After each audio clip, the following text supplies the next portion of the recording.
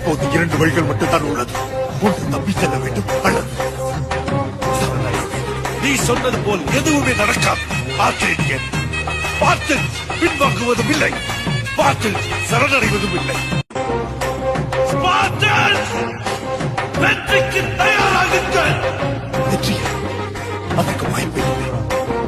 இப்போது இரண்டு வழிகள் மட்டும்தான் உள்ளது. ஒன்று தப்பி செல்ல வேண்டும் அல்லது